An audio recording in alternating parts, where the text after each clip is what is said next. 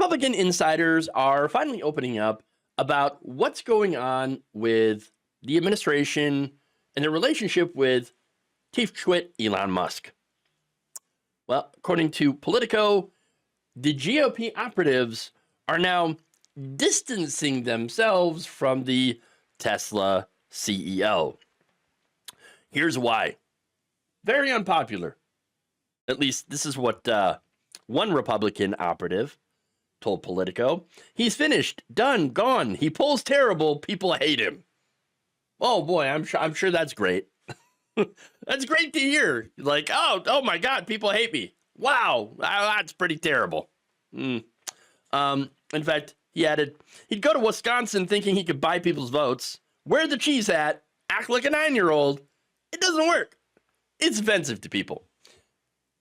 Yeah, but not only that, but trying to buy people's votes, it's kind of illegal.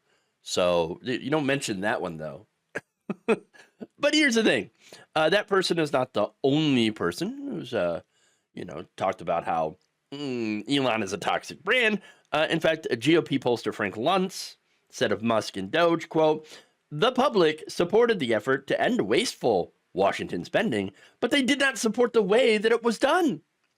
His mission to cut the waste from Washington was certainly helpful, but the language he used wasn't. Helpful in what way? I mean, that's my question. I mean, Doge didn't find any waste. They barely saved the taxpayer any money. In fact, they ended up costing the taxpayer. All right. In fact, NPR also reported that the $2 billion that they actually saved came from canceling around 500 government contracts, roughly half of them with the Department of Education, the Consumer Financial Protection Bureau, and USAID, which is, of course, having its own negative impacts on farmers as well as hungry kids overseas. Yeah. And there is, of course, no evidence that any of these contracts that were terminated were due to fraud, waste, corruption, abuse, whatever you want to call it. The reason they canceled them is because they just didn't like the programs. I just didn't like them. Okay, yeah. But look, here's the thing.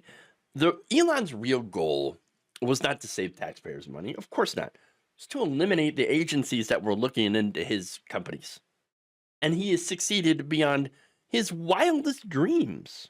At the Department of Agriculture, for example, President Trump fired the person who was investigating Neuralink, while the Justice Department had dropped its case against SpaceX, and the Labor Department has canceled a planned civil rights review of the automaker Tesla.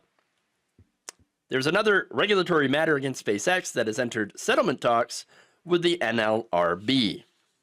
All of that has helped Musk and his companies avoid billions of dollars in potential fines for alleged violations of federal law.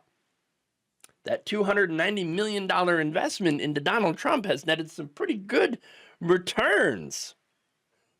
That said, it has destroyed Elon Musk's reputation.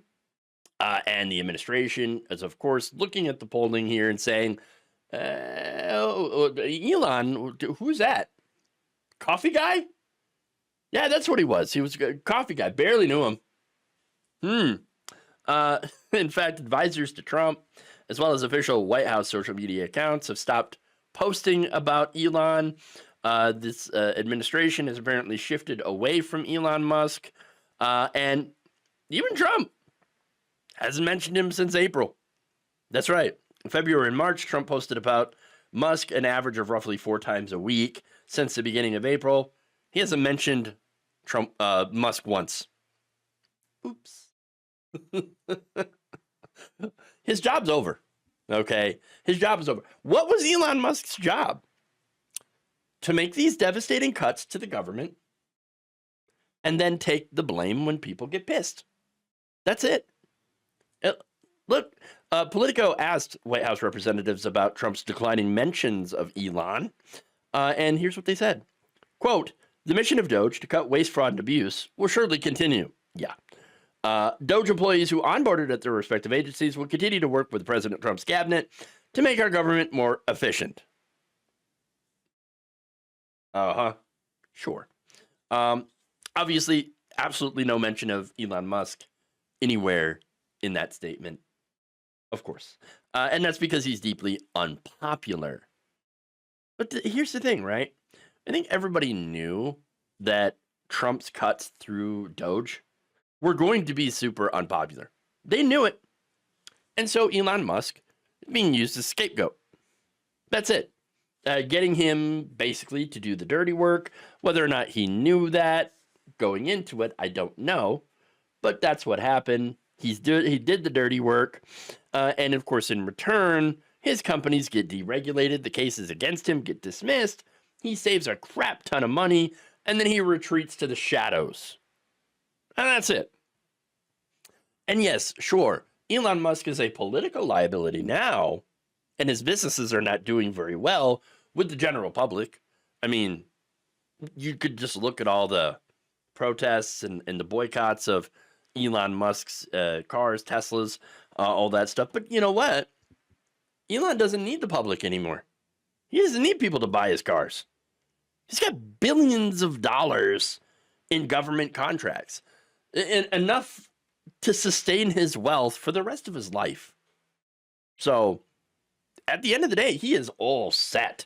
Elon Musk comes out as a winner, while the country itself that has sustained him loses. Thank you for watching. If you enjoyed this video, please like, share, subscribe, hit the bell icon in order to get notified whenever a new video is released.